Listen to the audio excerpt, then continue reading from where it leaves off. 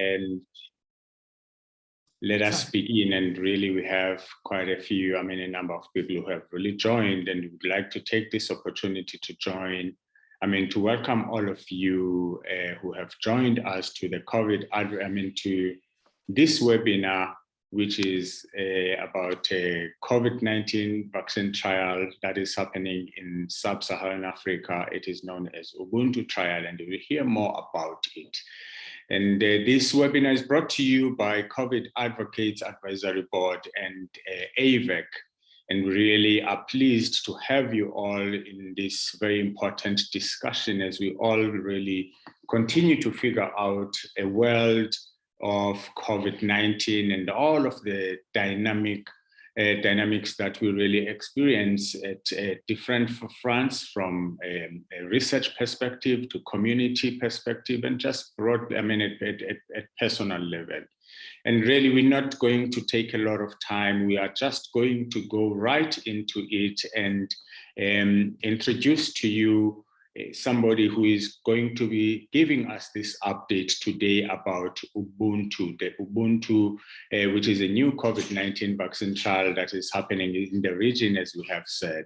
And today we are really honored to have Nigel Garrett, who is the head of HIV pathogenesis and vaccine research program at CAPRISA, and based here in South Africa.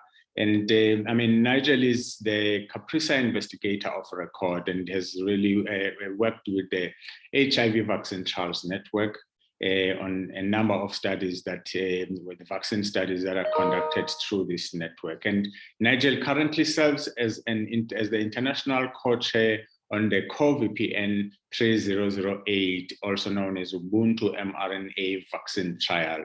Nigel is also a co-PI on the Sisonke J&J COVID-19 vaccine study, as well as a PI on a number of NIH self-initiated grants. As a principal and co-investigator, he's really been involved in a lot of randomized clinical trials and a lot of trials that really involved in large cohorts that are related to HIV prevention and COVID-19, of course, recently. So Nigel, we really are happy to have you. And I think as we all know now, really this is an opportunity for us to engage, and we'll have Nigel go through his presentation and what he has to give to us. And in the meantime, please use the options of question and answer, or for any questions that you have, or raise your hand at a later stage. We hopefully can have a time to talk, and then really talk, also use the chat box. And one of the interesting things, before I give it I hand over to you, Nigel, actually, is something that I heard in the community where I am in Cape Town about this study, and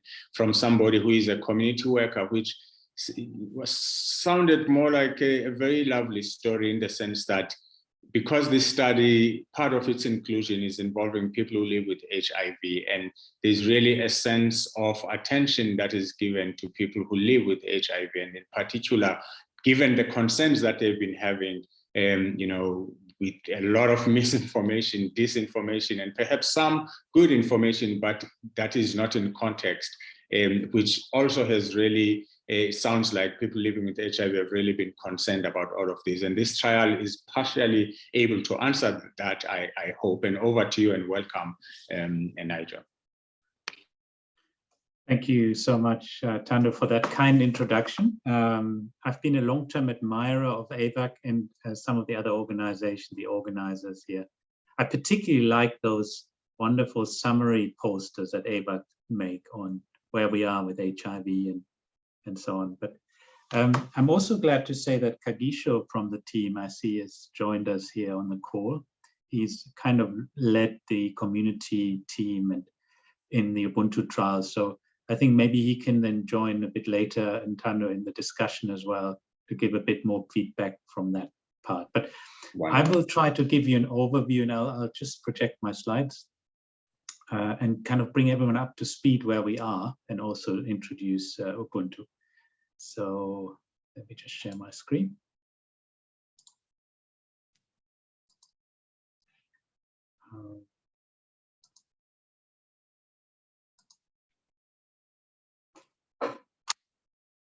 Tando, can you just confirm that you can see my slides well? Confirmed, your slides are in order.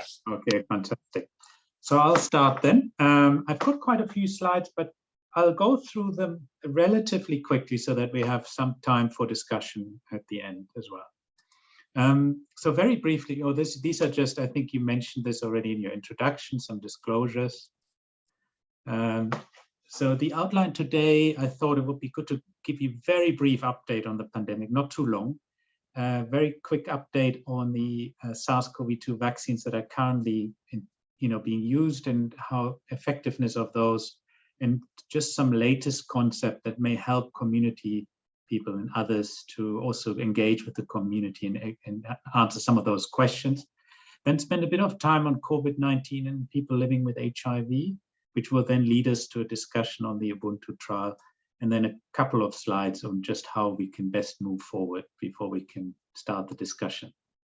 So just very quickly, the pandemic, where we work here in South Africa, obviously it's not just the COVID pandemic, it's been really 3 big pandemics colliding. If you look here, we've got HIV, TB, and COVID-19, and you can just see some of those enormous statistics in terms of number of cases per year, and also the number on treatment, but also then the number of deaths per year. So you can see that we obviously had quite a few deaths from COVID last year, about 77,000 here. In this case, I think that number has since increased dramatically, but we still see people dying from HIV and have a substantial amount of people still dying of TB. So the pandemic itself, we all know the slides. I'm not going to spend much time on it, but it's important to be aware of these different waves and different variants that we went through when we talk about vaccine effectiveness and timing of trials, because every trial has really been conducted in a different period and had different infection pressures and different variants to deal with. So when we interpret findings from studies, it's very important to think about when they were conducted. And just at the moment, we're in this very much of a trough level right at the end there, almost in April now, with very low numbers of cases, hospitalization and death. And we all heard the president of South Africa speaking about stopping the state of disaster. And I think in 28 days time, we are all meant to stop wearing masks. So I think we're all a bit anxious about that. This is just a quick slide showing you the various variants that we went through, and the purple one is the beta wave. So that was last year when we started running the first trial. I think some of you know about the Ensemble trial. And then the turquoise light blue color is the Delta wave, when we were running the Sisonke study, the first round of the Sisonke study.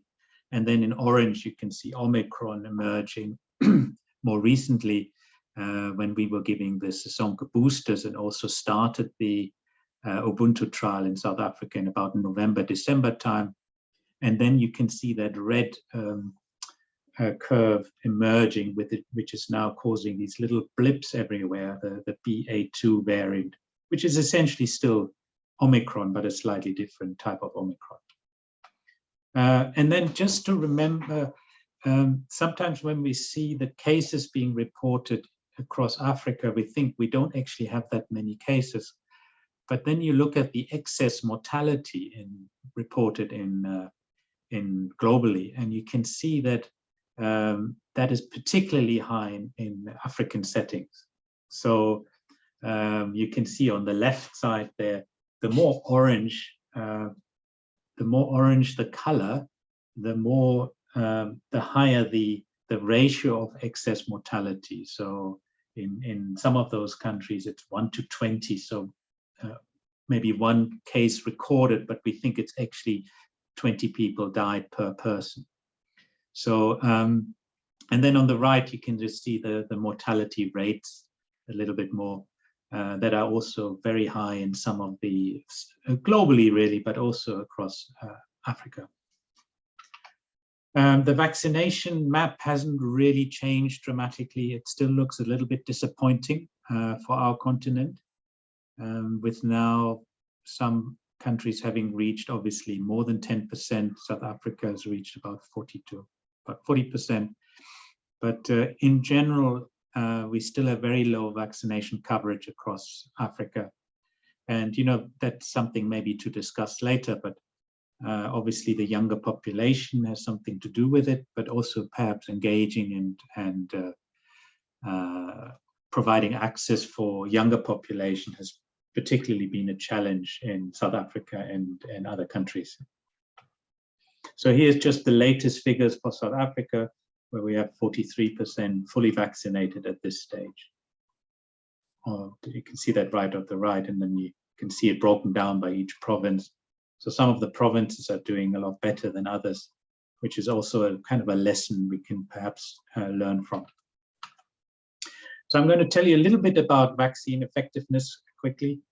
This is a complicated slide, so maybe focus just on the right side. I like this slide because it just shows you the life cycle of the virus and just reminds us how the immune system works and how the infection works. And you can just see the virus with that famous spike protein, the red little part attaching to a cell and then entering the cell, expelling the RNA. Many of us have heard about RNA vaccines, and that then gets translated into protein and assembles these new viruses that then pop out of the cell, and the cell usually dies. And the viruses are then recognized by these antigen-presenting cells that often then show the virus or parts of the virus to the T helper cells. And they communicate with the B cell that can make antibodies, or what we call cytotoxic T cells that can actually kill infected cells. So one reason I'm showing this is because a lot of the work that's been done on effectiveness has been measuring these antibodies or those T cells that are COVID specific. And here you can just a reminder of the vaccines. So you've got, which is quite phenomenal, that we tried out and tested many different types of vaccine platforms that were available. For example, on the left, you can see the inactivated or weakened vaccine that the Chinese tried with the Sinopharm and Sinovac vaccines. Then in the middle, the green vaccines are more the vector-based vaccines. One of them is the Johnson & Johnson vaccine with the adenovirus, and others are what we call self-replicating viruses, viral vectors, that are particularly potent. Merck tried this. They had a VZV vaccine that they wanted to try, but unfortunately they stopped their production. And then you get these more maybe modern type of vaccines where you use protein subunits, like Sanofi, for example, or the Novavax vaccine, which you probably have heard of.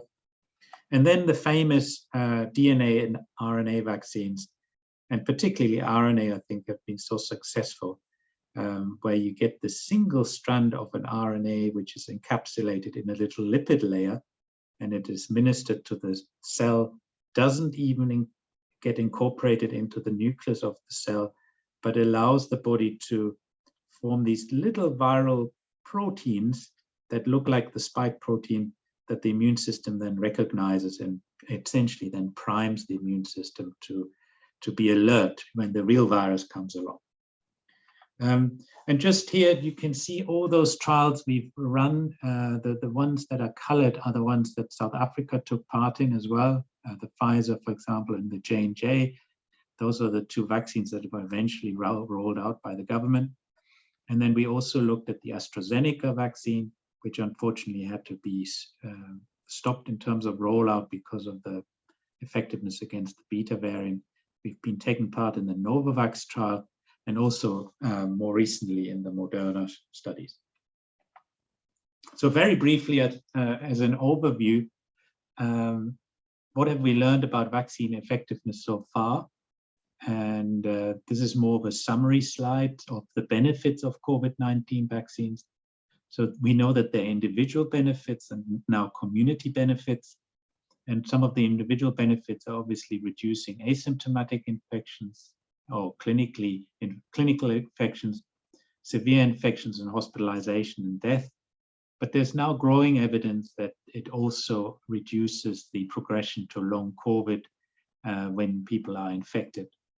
And then there are community benefits in terms of reduction in infectiousness and also reduction in infecting others within a household. Very important is to think about the type of vaccines, although many of them are very effective. Then the timing of the vaccine, obviously, there's a lot of discussion about durability of vaccines, and that's why we're talking about boosters. And then the variant will impact on the vaccine. And I've added here the immune status because that's what we're going to talk about a little more in a minute. So Dandra, I'm just going to go quickly, give some examples of these. So for example, here's just a couple of studies that showed that the Moderna and AstraZeneca vaccine prevent asymptomatic infections by 66 or almost 50%. I'm going to scroll through this quite quickly. These are the clinical trials that were run that showed that most vaccines are pretty good at preventing clinical COVID infections.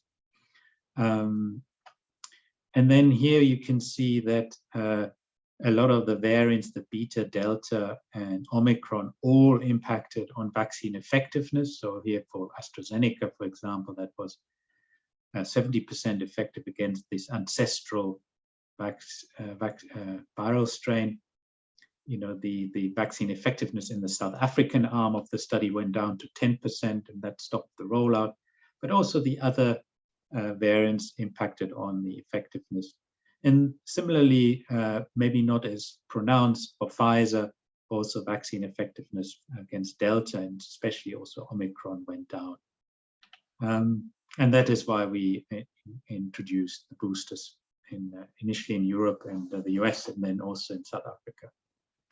But what's important to remember is that most vaccines remain highly potent against severe disease and hospitalizations. So here's just a couple of studies. I'm not going to go into them in detail, but show that 4 months after vaccination and 6 months after vaccination, we still had effectiveness in preventing hospitalization by about 90%. And the reason for that is what we think is not just the antibodies, which everyone is talking about, but these T-cell responses that I talked about earlier. We think that the body lays down memory T-cells that then get woken up when the infections, when we get infected, and they are able to mount an immune response quite quickly and prevent us from getting severely sick. Now, in terms of death, there's obviously this enormous reduction in death, like almost 95% across many of the vaccines when you compare unvaccinated versus vaccinated. And some people ask in the community, how much does an additional booster add? And you can see the change is not quite as dramatic from 0.6 to 0.1, but it's still a 6-fold change, and it still will, prevent some additional death, which is one reason why we've rolled out these boosters. Now, very interesting little study here. It showed that if you get infected after a Pfizer vaccine, you're about half as likely to get these persistent long COVID symptoms like fatigue and headache and weakness and muscle pain. So this is also why some people say, let's keep going with the vaccination program, and because we are seeing that this is becoming more and more of a problem in people that had previous COVID. So this is what I've spoke about in terms of reducing infectiousness, because vaccines prevent the viral burden to be as high. And also here you can see that green line versus the red line, where the viral burden reduces much quicker when you've been vaccinated and infected after infection. So you remain infectious a lot less days than when you were unvaccinated. And this is maybe the last community slide I'm going to show you here, is just showing that when parents were vaccinated in a household, there was an additional benefit of that by protecting children up to 72% at a time when children were not vaccinated. So the benefit of vaccination goes far beyond just individual benefits. It really impacts our friends and neighbors and families. Now, a couple of additional points just to make, because we get asked this question a lot. If I had COVID already, do I still need to be vaccinated? And here you really have the answer very clearly in this New England Journal paper, that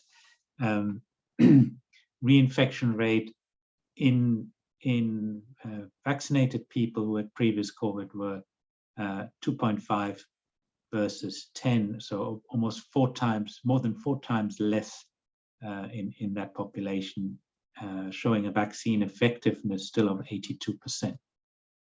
So there's a clear additional effect, even if you had previous infection, to get vaccinated. And here, this is really quite a nice way of showing it. It just shows you the amount of protection you have. Natural infection gives you some protection. You can see that little tree, which is made of all the immune cells. And then vaccine immunity gives you a little bit more protection than natural immunity. But if you have hybrid immunity, which means you had previous infection and then got vaccinated, or vice versa, then you have very much a very strong immune response to that. Okay, I'll stop there with that. I just want to tell you a little bit now about people living with HIV and COVID. And we all know that by now that the lockdowns and the pandemic had a huge impact on HIV services and delivery. Especially, we saw almost a 50% reduction in HIV testing. So we presume that a lot of the community activities shifted from HIV to COVID. We saw therefore also about 50% reduction in ART initiation, which is obviously a problem. And we hope that we can catch up with this now. But luckily, no clear marked change in ART collections when we looked at this in 65 clinics in Durham and surrounds.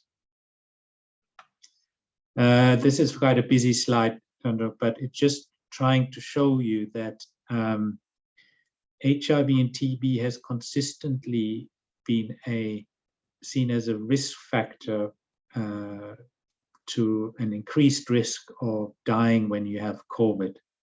So you're more likely when you have active TB or when you are HIV positive to die when you have a COVID infection. So this is one of the reasons why we started a lot of the research, this epidemiological data from the Western Cape.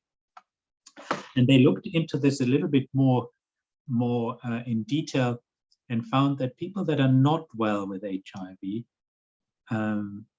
and they defined it as people with a viral load greater than 1,000 copies per mil, or CD4 count less than 200, had an almost 4 times risk of dying from COVID than the, let's say, non-HIV population with less comorbidities. While perhaps people who are well controlled on ART fared a lot better. And then we look at immunity amongst people living with HIV. And we know that neutralizing antibody titers in response to infection are slightly reduced amongst people living with HIV, and particularly reduced amongst people being co-infected with HIV and TB and having very low CD4 counts. In contrast, we see very good vaccination responses here in a cohort from the UK, where everyone was on ART and well controlled. They received the AstraZeneca vaccine, and they compared it to an HIV negative cohort and almost found identical responses, antibody responses and T-cell responses. But then we get these individual reports where we see almost no responses in some cases, where we have an extremely low CD4 count of 20 and a high viral load, in this case, who received 2 doses of Pfizer, and they didn't have any responses, antibody responses or T-cell responses in response to the vaccines. So this was all summarized in a systematic review and a meta-analysis. And these are just the main findings, that overall the IgG, so the antibody responses and neutralizing antibody responses after the second dose were slightly reduced amongst people living with HIV. They were lower amongst people with a CD4 of less than 500 than greater than 500.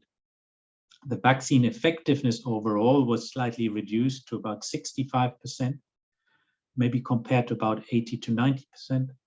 And then people living with HIV with a CD4 count of less than 350 had much lower vaccine effectiveness. And here we're looking at 59% versus 72% for those with a higher CD4 counts. Interestingly, vaccine tolerability and what we call vaccine safety was almost identical between people living with HIV and HIV negatives. And we're looking at that as well a bit more in detail in our Ubuntu study. This is a complex slide. It's just trying to make one point, that a lot of the trials we've run have been either included people with HIV, but controlled, very well controlled and stable on ART, or excluded people living with HIV. And the number of endpoints in the studies were very, very small or not reported, and therefore very difficult to draw any meaningful conclusions from the trials so far. So this brings us to the Ubuntu trial and the rationale for this study.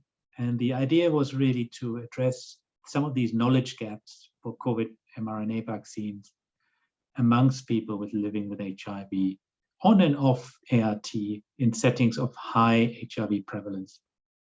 To also assess the efficacy of mRNA vaccines, which at the time when we started were obviously not widely available in our settings, and look at the efficacy against these variants of concern, including Beta, Delta, and now Omicron, that often originated or were first discovered in some of these African countries, including Botswana and South Africa.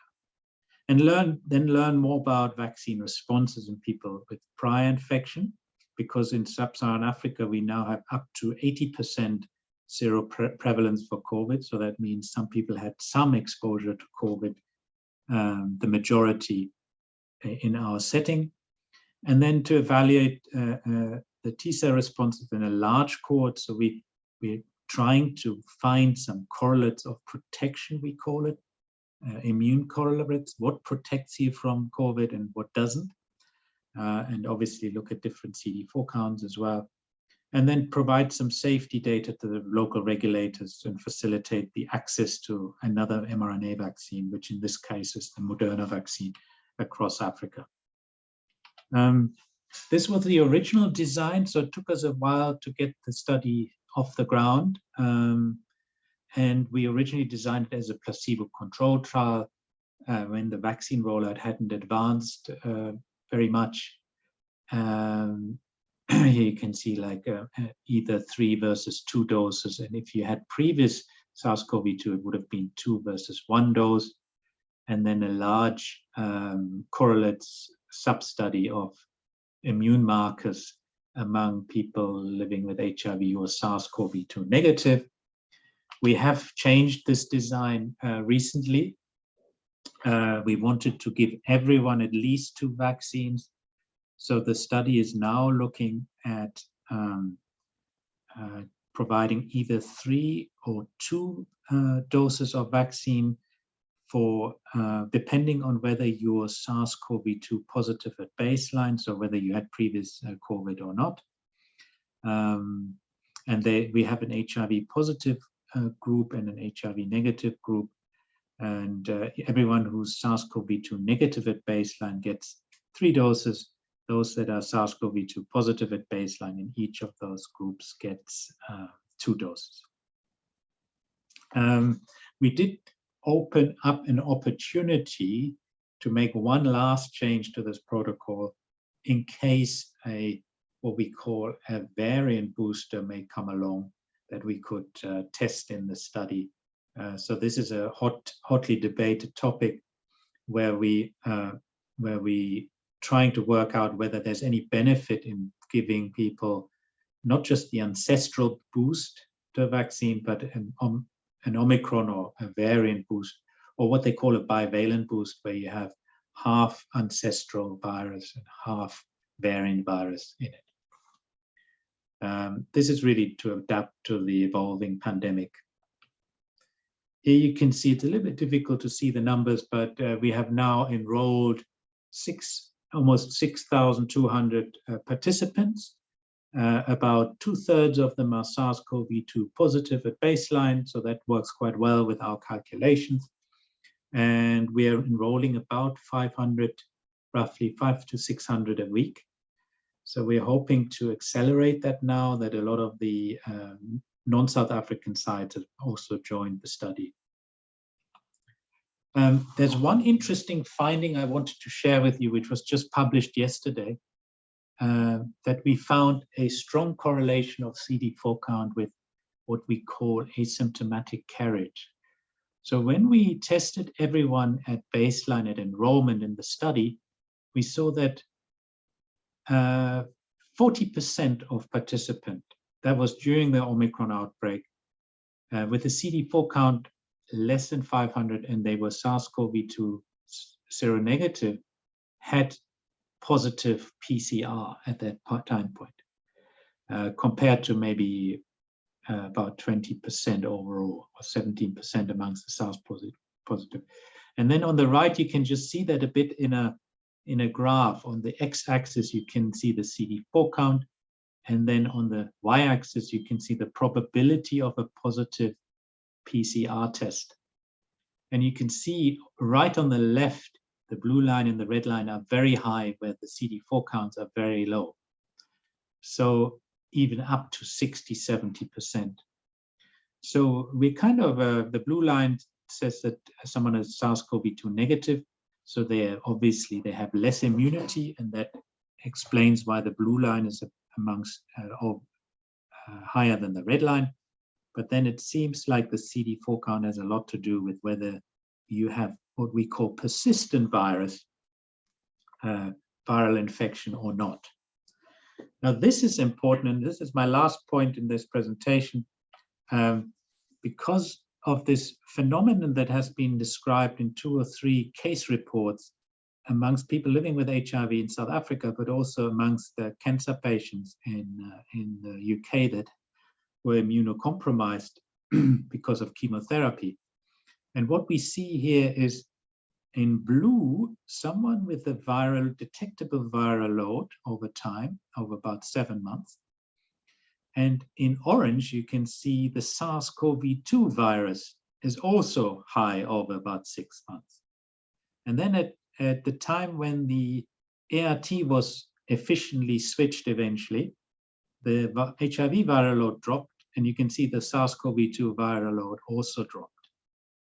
So efficient ART seems to make a huge impact on also SARS-CoV-2, which is also consistent with our epidemiological data on people being more likely to die and to have severe disease when they're uncontrolled. Now, the important message here is during the time that this patient was viremic for SARS-CoV-2,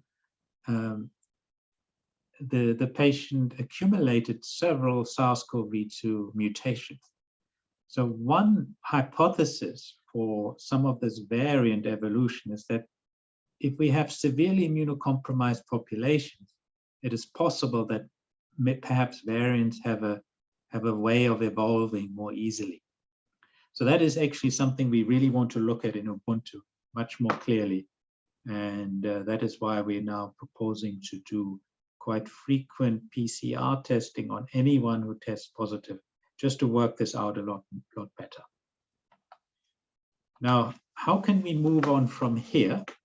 So we've got COVID-19 research, learned a hell of a lot from HIV research. For example, I used to do a lot of more HIV research, and a lot of the approaches, and this is one of those wonderful AVAC slides, some of the concepts that we discussed earlier were tried in HIV and were then translated very quickly to the COVID pandemic and the COVID response.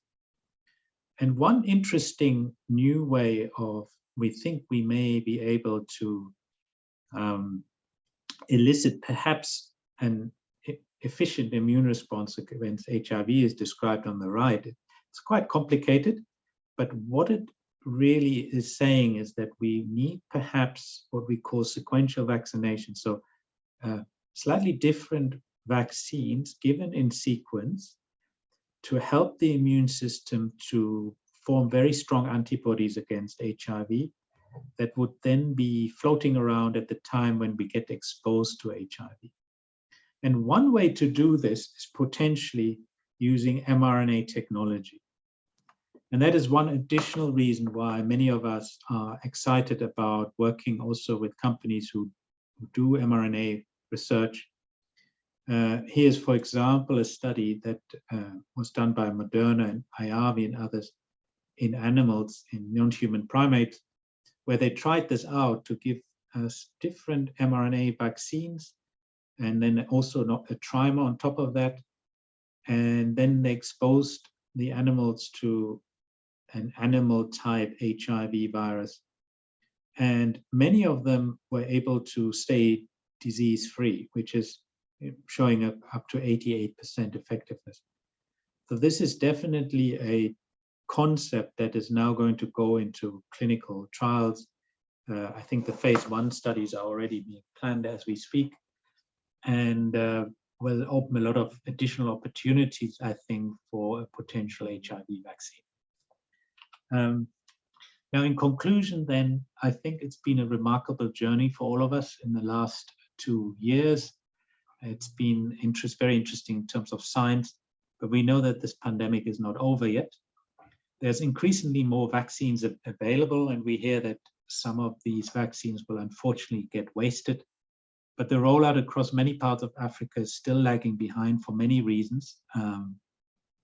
Vaccines are remarkably effective, but the vaccine effectiveness is impacted by the vaccine type, the variant, the timing of the last vaccine, so durability, and also we now know depends on the immune status. And the main message here is to obviously try to encourage everyone to start ART. The limited knowledge on vaccine responses and viral persistence amongst people living with HIV, we are hoping to address in the Ubuntu study. And then it is really key to translate this new technology that we've learned so much about with the COVID response back to HIV, and ensure that African countries are now part of this journey. And this is just an example of one of these initiatives run by the African CDC called the Partnership for African Vaccine Manufacturing. And I've been part of one of those working groups, and they just released a first large document about a framework for action. And there's some quite ambitious targets in there. And this has now reached the implementation stage. So that's also good news. Just to acknowledge many of my colleagues, some of them you may recognize here, I won't mention them all, but maybe above all, the regulators have been tremendous, supporting a lot of our studies. The participants have been phenomenal. Many of you have maybe been part of Sisonke and other studies. And then obviously the community teams and also the community advisory board members that have always given us good feedback and advice. Here are just a few pictures, and to thank you all on the call for all your help with the COVID effort in 2021 and 22. And we now have evidence from the Sisonke study that we definitely saved some lives with all this effort. And here's just a few pictures, one of the president getting his vaccine in Sisonke and us doing a bit of field work in Phoenix right at the beginning of the pandemic. And one of my highlights, I had to present a little talk to Tony Fauci. You've seen him on television. So thank you very much, Tando. I hope I didn't go over time too much, and I'll be happy to take any questions.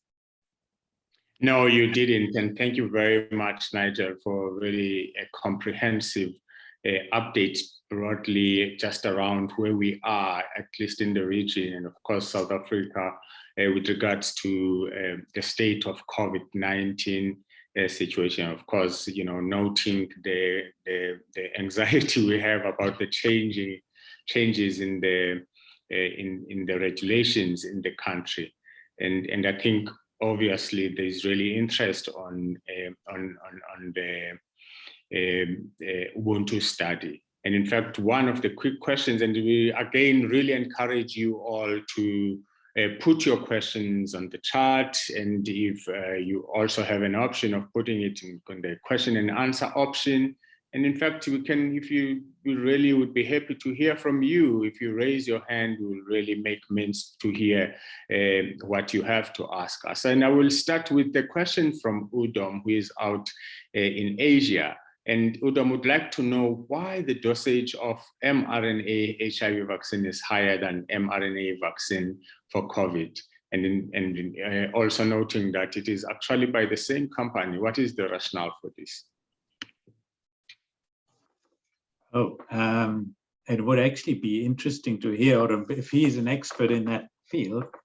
I actually haven't looked at the dosages in the HIV studies. I know that these are non-human primates, so essentially monkey studies at the moment. And I'm not entirely sure what the selected dose for the Moderna phase 1 study is. The key is what we've learned in some of our acute infection studies that we started 15 years ago, is that people with natural infection form broadly neutralizing antibodies that are very strong and potent far too late, unfortunately, almost 3 years into the infection. So if we can mimic that process and accelerate it and help the immune system to get there, essentially present different proteins to the body, to the immune system, that it can already store these antibodies and mature them, that will then be much more effective in preventing the infection. That would be great. But I don't exactly know the dosage they are using or proposing in that study. I'll look it up. Wonderful. No, fair enough. And Udom will be back to really give you an answer to that question. And I also see a hand up from Peter. And Peter, we're going to sort you out there. And Laya, hopefully you're able to help us with that. Peter has raised his hands. Now, Nigel, I really would like to hear from you about how we deal with these 5 questions that we have here from Tian. And I mean, I think you'll appreciate a lot of concerns and interest, should I say, around all of the research that we support as communities involved in this work. But the question of access and many other questions that relate to that become, a concern. So we'll probably start. In fact, one of the questions that I think we had received as a pre-question is the relationship between Ubuntu study and Moderna. Okay. So, Tando, it is complex. Maybe I need to give a good example. For example, Johnson & Johnson, where I've been working with Johnson & Johnson on the R26 vector platform for HIV for about probably 6 years now. So we, many people like myself and Glenda Gray and Linda Gale Becker have worked with J&J for many years. We've run a large phase 3 study for HIV with them. Then the COVID epidemic hit us, and we then immediately were selected to run their COVID trial. We already knew them, we could talk to them, and then we managed to, through a bit of a miracle, to receive these 500,000 doses for the healthcare workers, and then managed to rapidly implement that. But I think it's been so efficient because it was a relationship that formed over about 7 years, I would say, 6 to 7 years. With Moderna, One, it is not a company like Pfizer who are extremely well established globally. I think that is what they struggled with, that they were just at times, I've got to be honest here, I think it looked a little bit like they were kind of in the footsteps of Pfizer.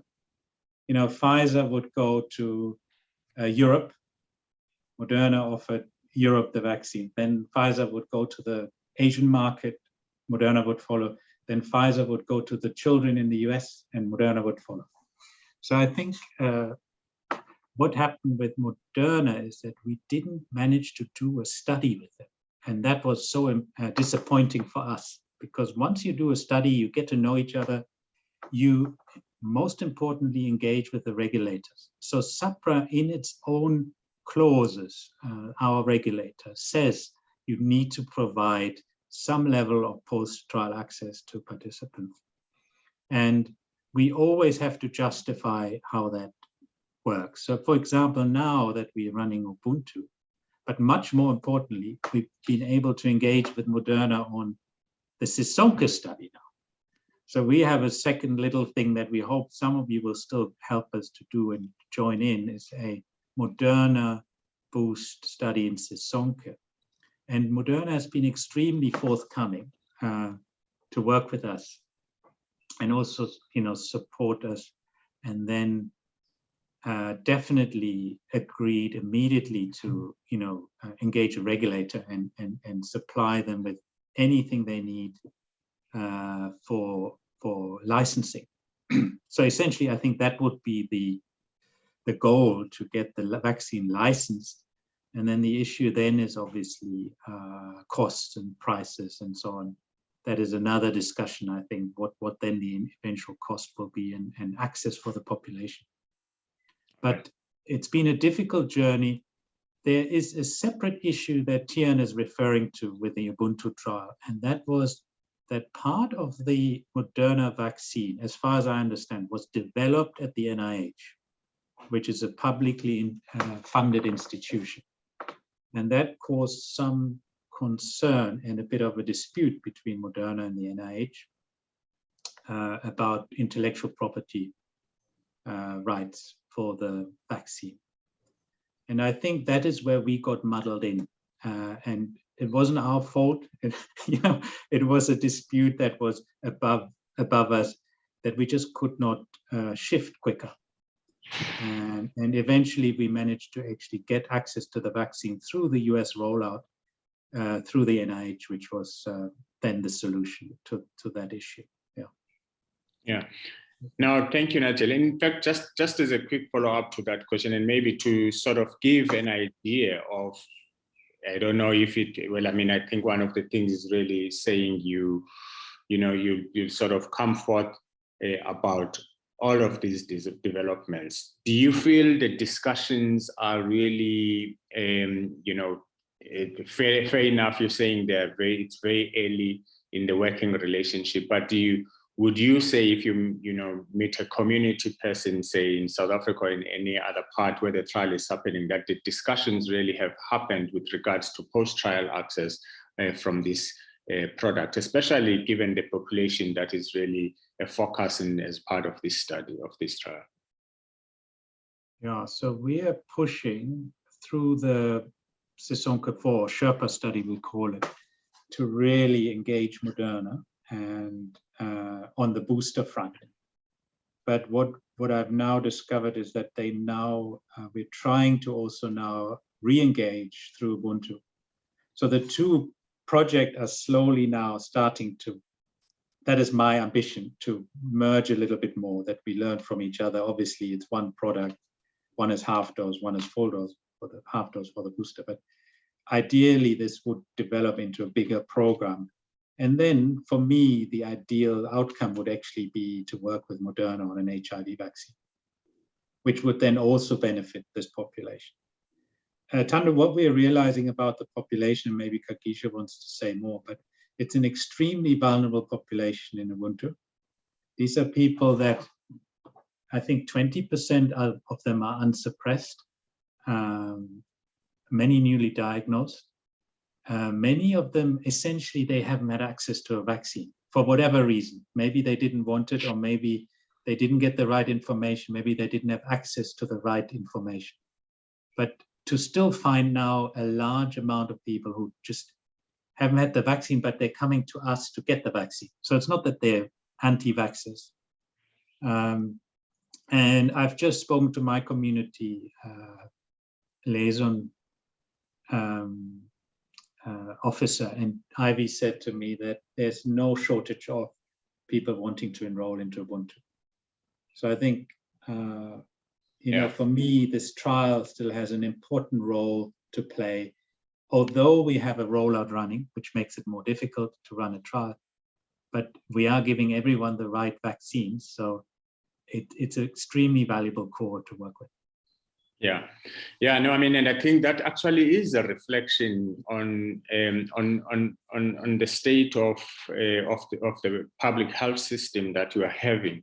You know, to really understand that you know, the people who are a part of this study are actually, you know, struggling to access health services that are going to ensure that they are initiated onto treatment. And that, I mean, that's really an interesting, but I think alarming situation. So, I mean, we have about 6 minutes before the end of the call, and this is really raising a lot of interest, as you can see, and I think for reasons that we understand. But let us give Peter, who really has been bold and has really lifted up a hand to ask a question. I don't know if we're able to allow Peter to ask a question. Laya? Yeah, I gave him. There we go. Here we go. Welcome, Peter. I'm quick. I'm quick. Perfect. Peter, the stage is yours. The microphone is yours.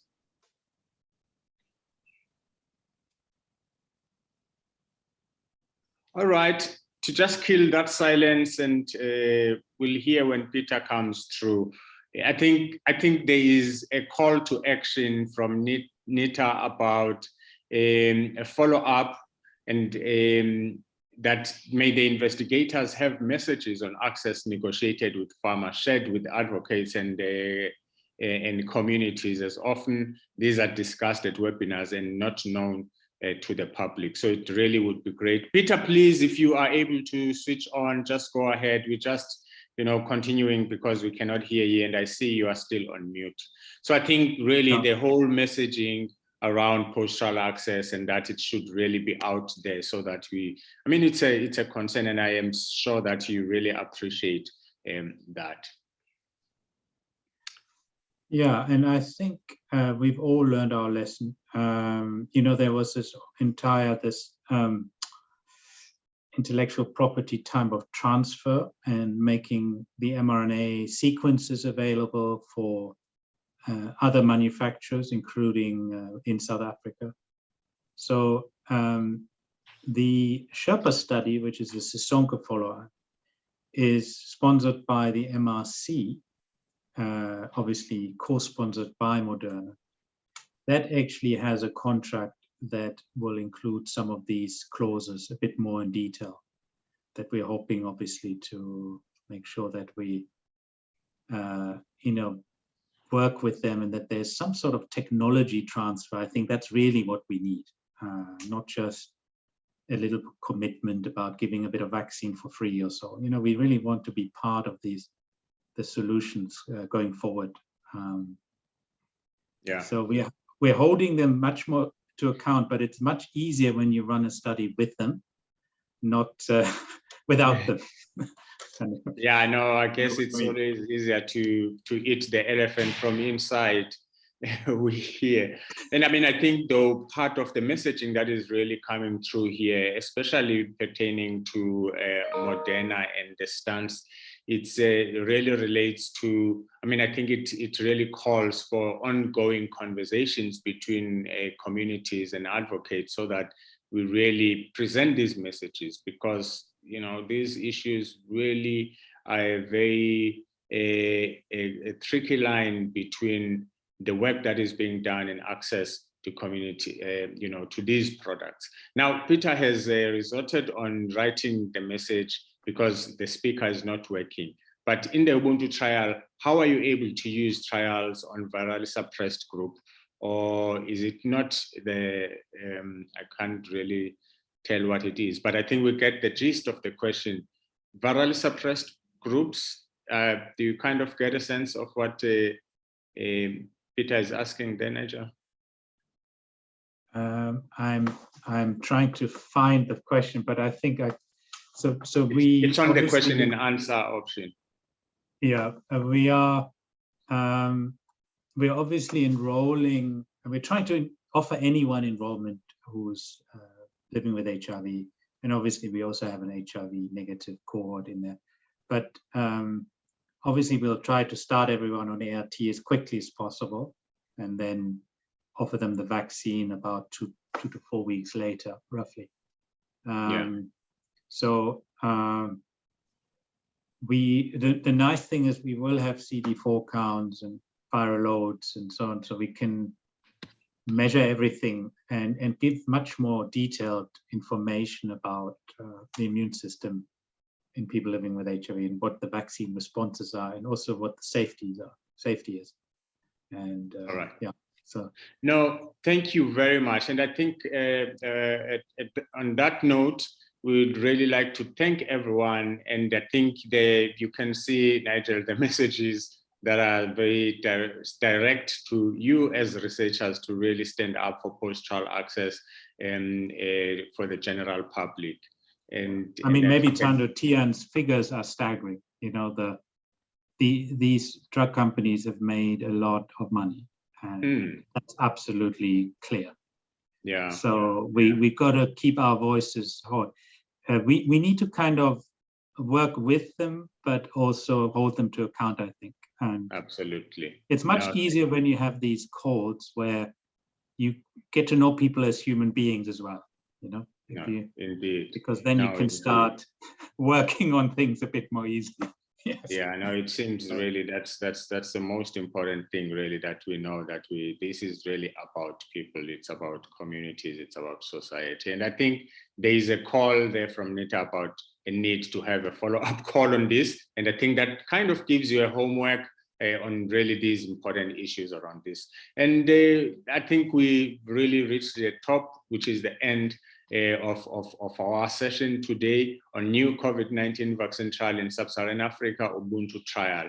And we had Dr. Nigel Garrett, who really kindly presented us with just a broad overview in terms of where we are at with regards to COVID-19 in the region, but most importantly, gave us an update on the Ubuntu trial.